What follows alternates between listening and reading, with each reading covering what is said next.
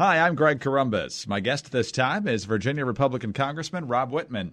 He represents the Old Dominion's 1st Congressional District and is a member of the House Armed Services Committee. He joins me now as the House of Representatives votes to update the War Powers Act to forbid President Trump from striking Iran unless it is to thwart an imminent attack. And Congressman, thanks so much for being with us. Greg, it's great to be with you. Thanks for the opportunity. Well, this debate is happening because of outrage over President Trump authorizing the strike last week to kill General Soleimani. In your estimation, was the president already acting within the powers granted him in the Constitution and defined by the War Powers Act, or not?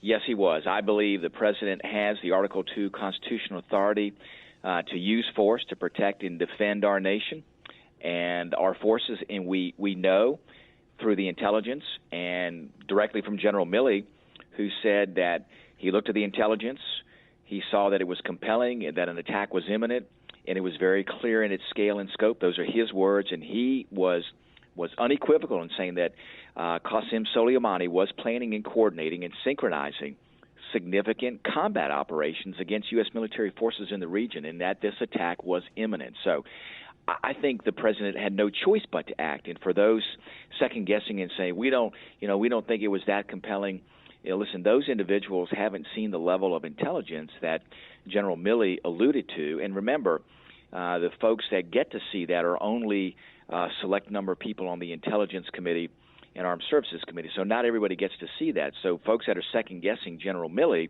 and the president, didn't have that full scope of information before them. I think the president clearly has constitutional authority. And think about this, Greg. We want the president to take decisive action. We do not want a situation where we said, gosh, if we'd have just acted, we could have prevented the deaths of Americans. And we know that Qasem Soleimani was responsible for the death of at least 400 Americans and hundreds, if not thousands, of others throughout the region, including Iraqis, in his effort to foment terrorism in the area and increase Iranian influence in that region. Iran, the concern, of course, was that Iran would respond in a way that would put American lives in peril. As far as we know from the missiles that struck the other night, that did not happen, and no Iraqi casualties either. Is that the main issue that has Democrats and a few Republicans concerned, or is there another reason why this strike has Democrats and a few others so upset? Well, listen, there are some different viewpoints about the president's authority. I think there were some misgivings about the brief. I attended the brief. I thought it was complete as what could happen under that level of classification.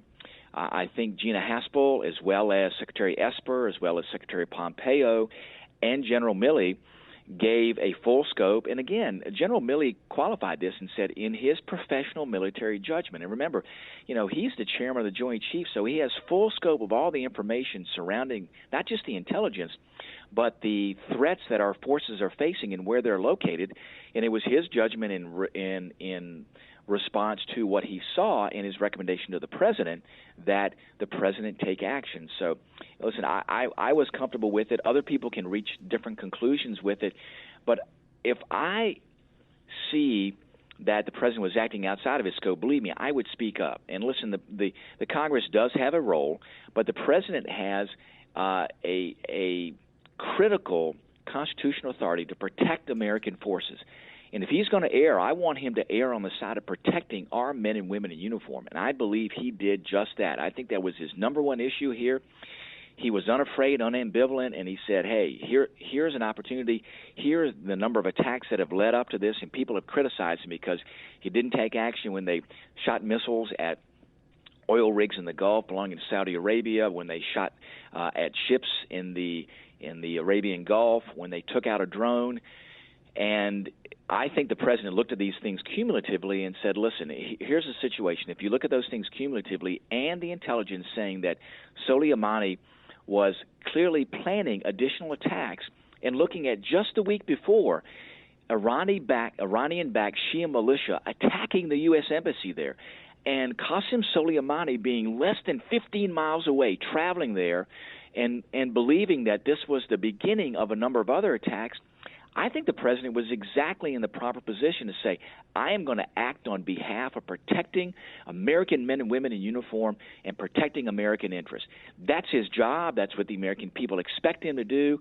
And let me tell you, I would much rather have him err on the side of doing those things than letting an attack happen afterwards and saying, if I'd have just acted, I could have saved the lives of men and women in uniform. So, Greg, I believe the president did the right thing and had the full constitutional authority to do that.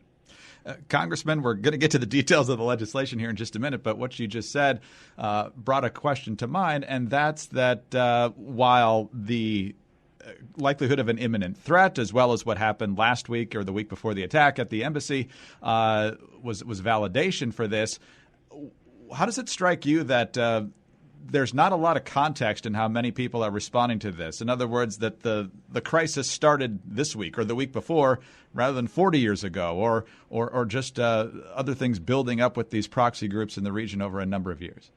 Well, there has been, Greg, and there's been a number of things that have led to this. Obviously, the Iranian nuclear agreement and that in and of itself being a weak agreement and essentially allowing a release point just in the near future if the agreement were continue to be in place and really doing nothing substantive to keep the the Iranians from what they call breakout, and that is getting to a critical mass to produce fissile material. Secondly, too, nobody ever mentions that there was $150 billion that transacted in that deal. That went directly to Iran, as well as $1.5 billion in cash. And nobody asked the question, and it should be asked, did that $150 billion lead to the additional capability of Iran to foment unrest and terrorism in the region? Did it lead them to continue to support Hezbollah? Did it lead them to continue to support Iranian-backed Shia militias in the area? I believe that it did. I believe that those resources were things that they used against the United States, and those were things that were part of this deal. So those are the number of underlying questions that should have been asked about this that have led up to this. And yes, it is a progression of instances of increased aggression by Iran in the region that finally led to a point where the president said, enough is enough. I am not going to let it get to the point where Americans are further endangered. Because remember, there was an attack there on a base in Iraq where an American contractor lost his life. So the president said, hey, here it is. The other instances, no loss of American life. You see the ramping up of this, and now in this instance, the loss of an American contractor there. I think the president said, I'm not going to let this continue. So I do think, putting it in context, both on the historical course of events as well as what they had currently in front of them with intelligence, did justify this decision. We're talking with Virginia Republican Congressman Rob Wittman, member of the House Armed Services Committee. And now getting to the legislation, sir, Congress has the power to declare war. The president, of course, is commander-in-chief of the armed forces. So there's a natural tension between the two branches and where the authority lies here. Briefly explain what authority the War Powers Act gives the president already without congressional authorization and what impact this new legislation would have.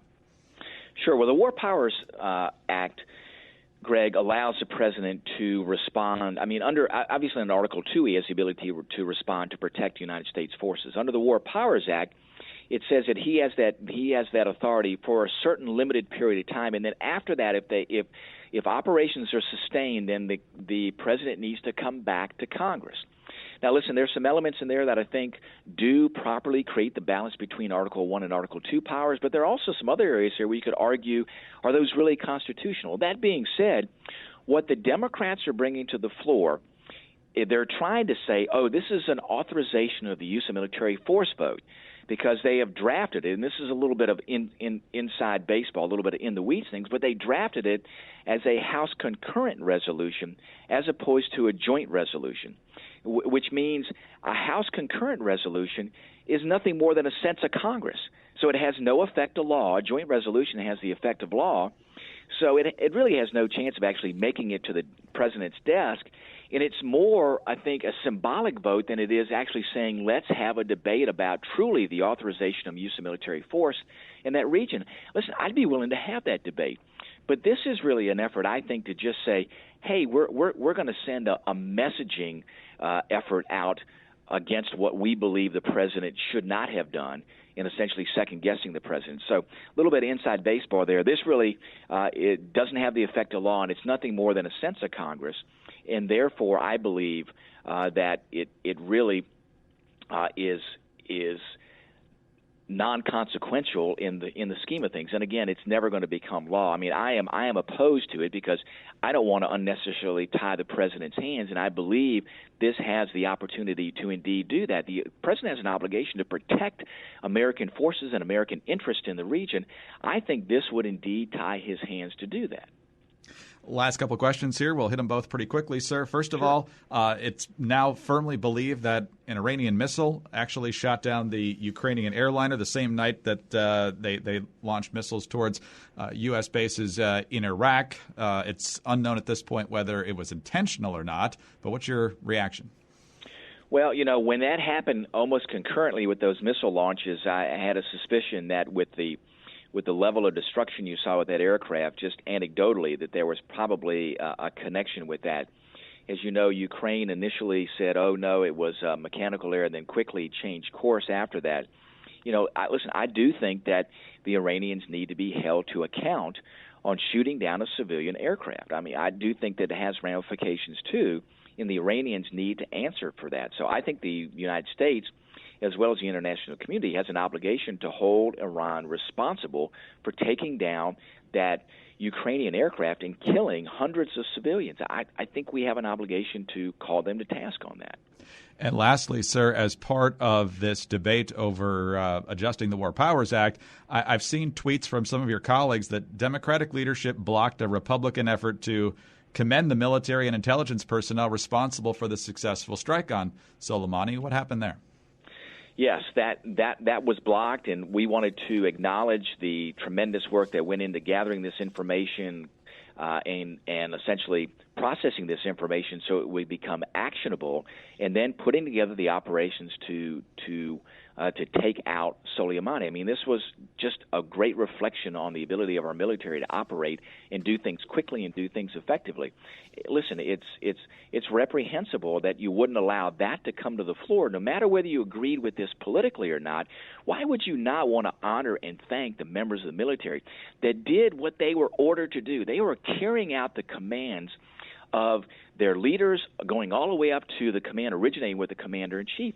That's their sworn duty. Why would you not want to say, hey, folks, great job. Thank you for doing the job of protecting fellow American men and women in uniform and carrying out the president's orders? I mean, to me, it's regrettable that the majority will not allow that to come to the floor, to make this so political that they will even deny thanking the men and women in the military that work so hard, have made the sacrifices, and have done the job necessary to take out a known terrorist with the blood of hundreds on his hands. It's just inconceivable to me that they would say, no, we're not going to do that.